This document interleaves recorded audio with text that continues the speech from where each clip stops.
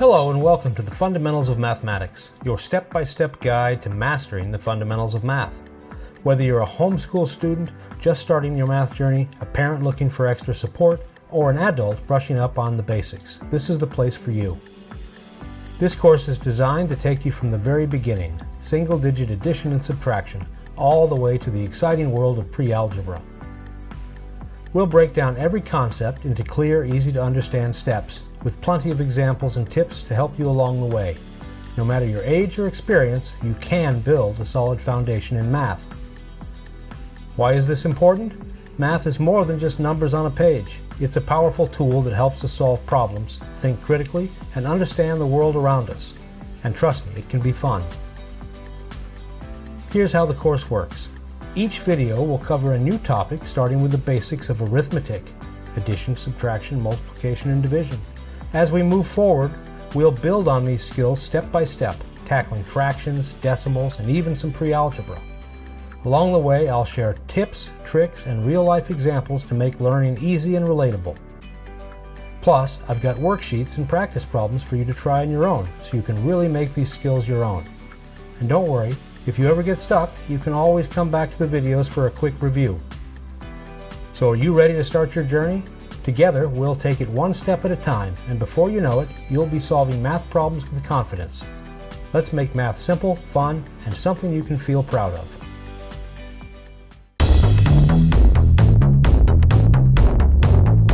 Thanks for watching. If you enjoyed this video, please hit the subscribe button and ring the notification bell so you never miss an update. Leave a comment below to help grow the channel, and don't forget to smash the like button.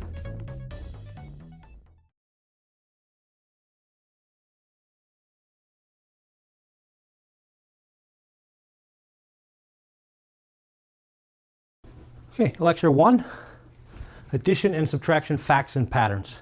So let's begin by asking the question, what exactly does a number like 842 mean? Well, it means 8 hundreds, 4 tens, and 2 ones.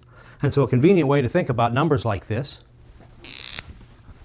is to imagine that we have a kind of a funny money system in which you're not allowed to hold on to more than 9 bills of a single denomination at a time.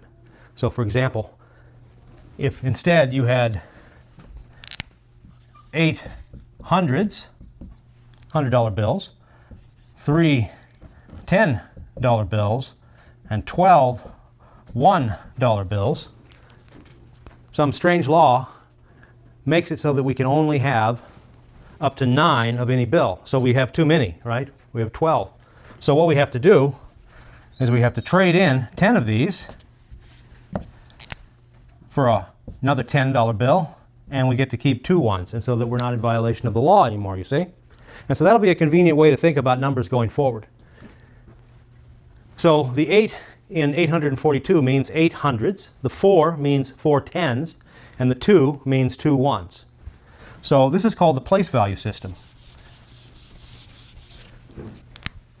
And for example, if I write the number 9, 8, 7, 6, 5, 4, 3, 2, 1, 0, then let's go through the place values. The 0 is in the ones place, the 1 is in the tens place, the 2 is in the hundreds place, the 3 we call the thousands place, so here you might imagine a $1,000 bill. The 4 is in the 10,000s place, the 5 is in the 100,000s place, and you'll see there's a pattern repeating here with ones, tens, hundreds. Now we're in the millions place with the 6. This is the 10 millions place and the 100 millions place, and then we have the billions place, and then we would have the 10 and 100 billions place after that. So we're going to focus on single-digit addition problems. The thing to observe is that plus and minus 1, if I add or subtract 1, that's just counting. Okay? Now, there's 2 ways you can go about this. You can master single-digit addition and subtraction through flashcards, through what we call addition and subtraction facts. Things like 5 plus 4 is equal to 9, or 8 minus 3 is equal to 5. And you can do that with flashcards, and you can practice, and eventually you will memorize all of these different addition and subtraction facts. And that will aid you greatly as we move on through this course. However, I want to focus on some of the patterns in our number system. And we'll start with the easiest one, which is plus and minus 1, because plus and minus 1 is just counting. So for example, 19 plus 1. Now how do we figure out what that is? Well, first let's recognize what the 10 digits are that we have available to us. We have 0, 1, 2, 3, 4, 5, 6, 7, 8, and 9. So if I'm doing a problem like 19 plus 1, I imagine myself on this number line 9. Where can I go after 9? Well, the only place to go is back to the beginning, because remember our rule that we cannot have more than 9 bills in our hand at any time. So we have to go back to the beginning, which is 0, but we have to increment the tens place every time we do it. So every time we go from here back to here again, we'll increment the tens place by 1. So we'll go from 1 10, which is what we have in 19, to 2 10s with 0 ones, and that number is 20, of course. Now, I'm sure that everyone has no difficulty at all with adding and subtracting 1, but let's move on to the next step, which is adding and subtracting 2. So adding and subtracting 2 is also counting, except that it's skip counting by 2. 2, 4, 6, 8, 10, 12, etc. But let's just have a look at what's going on here.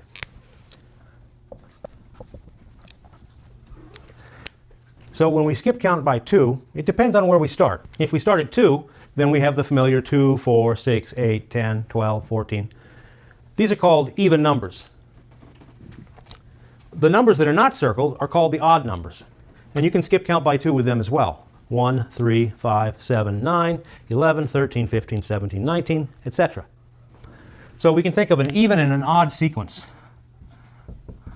Even, consisting of the digits 0, 2, 4, 6, 8, and odd, consisting of the digits 1, 3, 5, 7, and 9. If we were to do a problem like 14 plus 2, we would go to the 4, and we know that we're just going to skip count 2 ahead, and it's going to end in 6. So 14 plus 2 is 16. Similarly, 19 plus 2, well, again, we don't have anywhere to go, so we have to jump back to the beginning, just like we did when we added 19 plus 1 is 20, but we increment the tens. So we go from 19 to 21. We can also subtract by simply moving backwards through this sequence. So 18 minus 2 would be 16. And 30 minus 2 would be 28. Now notice when we jumped backwards this time, we decremented the tens place. So from 30 we went to 20s and 28 specifically. Related to skip counting by 2s, or adding and subtracting 2, is adding and subtracting 4. If I were to go through here and pick out every other even number, for example, 4, 8, 12, 16, 20, this would be skip counting by 4, and you're probably familiar with that too. 4, 8, 12, 16, 20. These are all the multiples of 4, if you're familiar with that. But there's a way to think about this that makes it a little bit easier for subtracting and adding numbers by 4. And I call it the W sequence. So it looks like this. We have the even W sequence, 0, 4, 8, 2, 6. And you can see why we call it the W sequence, because we put a little W here. And then we also have the odd W sequence, 1, 5, 9, 3, 7. And so the way that this works is we move along the sequence. Whenever we change rows, we either increment or decrement the tens place. Same thing with the odd W sequence. So let's try an example. So if we wanted to do 32 plus 4, 32 plus 4, 36. How about 47 plus 4? Well, now we're going to have to change not only rows, I guess you can think of it as changing rows, but we're going to have to jump up back to the top, because this sequence moves left to right and top to bottom. So 47 plus 4 will go up to the next row, incrementing the tens place to the 50s, and it'll end in 1. So 47 plus 4, 51. Similarly, we can do subtraction, except we move backwards. So bottom to top and right to left. So if we do 68 minus 4, we start here at 8 and we go to the 4. So 68 minus 4 is 64. 73 minus 4, we're going to have to change rows, so we're going to decrement the tens place. So 73 minus 4 is 69. With practice, this should become fairly easy. Let's move on to skip counting by 3s. So when we skip count by 3s, this is what we do when we add or subtract 3. And I have a mnemonic device for adding and subtracting 3 as well. Call it the telephone sequence, and I'll show you why in just a minute, but let me write it first. 0, 3, 6, 9, 2, 5, 8, 1, 4, 7. So if you turn it on its side, you can see the keypad for a telephone. And we can use this to skip count. We can also use it to add and subtract 3. But first, let's just skip count by 3 and see how it works, because I think most people are familiar with skip counting by 3. 3, 6, 9. Next comes 12, so you can see that we're incrementing the tens place as we change rows. 15, 18, going to increment the tens place again. 21, 24, 27. Going to increment the tens place again. 30, 33, etc. You don't have to start at 3. You could start at, say, 2, right? 2, 5, 8, 11, 14, 17, 20, 23, 26, 29, etc. So let's try to use it for adding and subtracting 3s. Let's try 80 plus 3. So we go to the 0, and we go left to right is going forward, so that's for adding, so we go to 83. How about 65 plus 3? Well, again, same thing. Start on the 5. 65 plus 3 is 68. How about 80 minus 3? Well, here we're going to have to go back to the end of the telephone sequence, so we're going to decrement the tens place. So 80 minus 3 is going to be 77. One more. Let's do 31 minus 3. 31 minus 3, we're going to start here at the 1, and we'll go back to the 8, so 31 minus 3 is 28. So we've done plus and minus 1, plus and minus 2, plus and minus 3, and plus and minus 4. Now it's time for plus and minus 5. And for plus and minus 5, the mnemonic device I have for you to recognize the patterns in it, I call the 5's conjugate. And let me just show you how it works. So we imagine on one hand we have 1, 2, 3, 4, 5, 6, 7, 8, 9, 10. But we can also have a relative count on each hand, 1 through 5 and 1 through 5. And so if you imagine your right hand as being both 6 and 1, 7 and 2, 8 and 3, 9 and 4, and 5 and 10, then this is the idea behind the 5's conjugate. So let's just see how it works here. So let's say that I wanted to skip count by 5. Let's do the easy ones. 5, 10, 15, 20, 25, 30, 35, 40. You see it's always repeating the same ones place digit. You get 2 of them in a row, and then you start over again. What if we started with, say, 1? Well, the relative count here is 1. The 5's conjugate is 6. So it goes 1, 6, 11, 16, 21, 26, 31, 36, etc. If we started at 2, we'd start with 2 relative count. The 5's conjugate of 2 is 7. 5, 6, 7. So we go 2, 7, 12, 17, 22, 27, etc. So let's use it to add and subtract some numbers. So how about 17 plus 5? Well, the 5's conjugate of 7 is 2. So we know that it's going to end in a 2. So 17 plus 5, we just have to use a little common sense. We know it's adding, so we're at 17. We know we should increment the tens place. So it's going to be 22. How about 21 minus 5? Well, the 5's conjugate of 1 is 6. So we know it's going to end in a 6. And 21 minus 6 will be 16. Did I say that right? I say 21 minus 5 is 16? Okay. All right, so that's the 5's conjugate.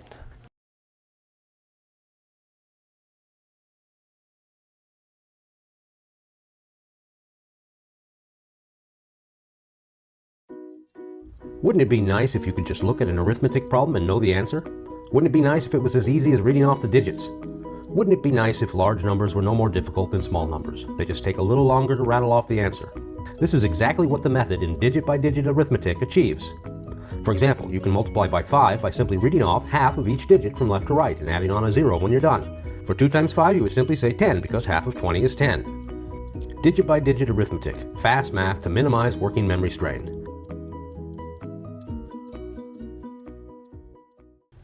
Another idea that I want to introduce in this lecture is the idea of a tens complement. And so a tens complement is pretty simple. It's asking what number must I add to a number to get 10. So if I said 9, what do I have to add to 9 to get 10? It's obviously 1, because 9 plus 1 is 10. Okay, so the tens complement of 9 is 1. Similarly, the tens complement of 1 is also 9. You see how that works? So the tens complements are pretty straightforward, and we can use them to our advantage because we could say if we want to do something like plus or minus 9, this is really the same thing as plus or minus 10 minus or plus 1. That looks complicated. It turns out it's pretty easy. So let me show you how it works. So if we wanted to skip count by 9s, let's say, let's do the easy ones, the multiples of 9. 9, 18, 27.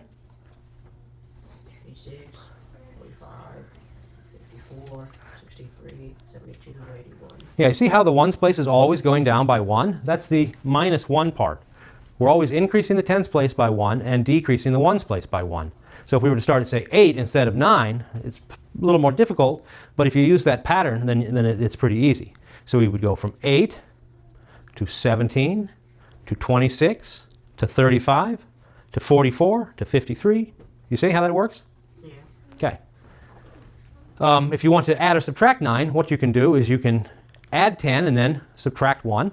So, for example, 37 plus 9 is the same thing as 47 minus 1, which is 46. If we wanted to do a subtraction problem like 53 minus 9, that would be the same thing as 43, which is 53 minus 10, plus 1. So that would give us 44.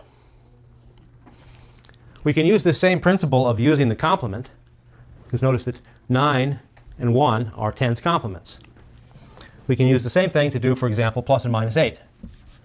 So that changes things just a little bit. Plus or minus 8 is plus or minus 10, minus or plus 2. So this time, instead of counting backwards or counting forwards by 1 for the ones place, we'll count backs and 2's. So, for example, if we were going to do 48 plus 8. Now, you could rely on your multiplication facts that you memorized if you went with the flashcard method and recognize that 8 and 8 is 16, so this must end in a 6. Or you could use this method of complements and the skip counting techniques and do 48 plus 8 is 58 minus 2, so it's 56.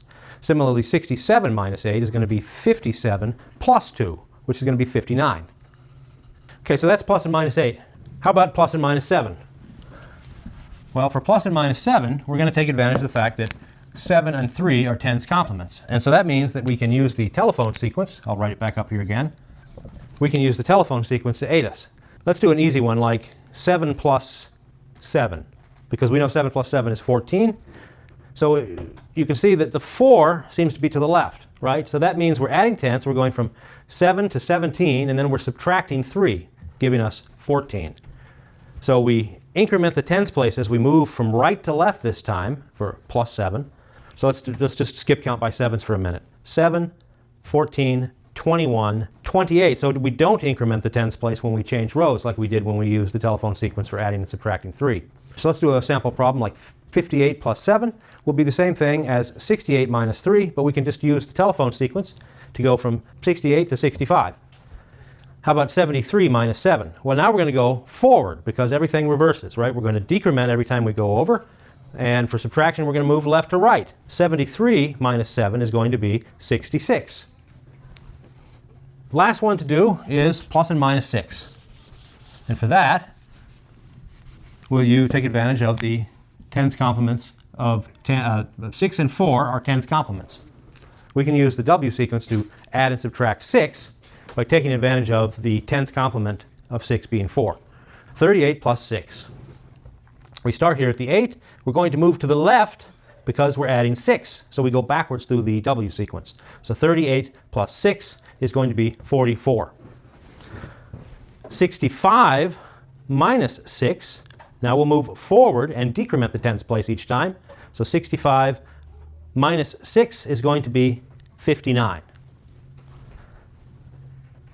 You can use these patterns to help you with your single-digit addition and subtraction, which you can put to use in the next lecture where we're going to talk about addition and multiplication.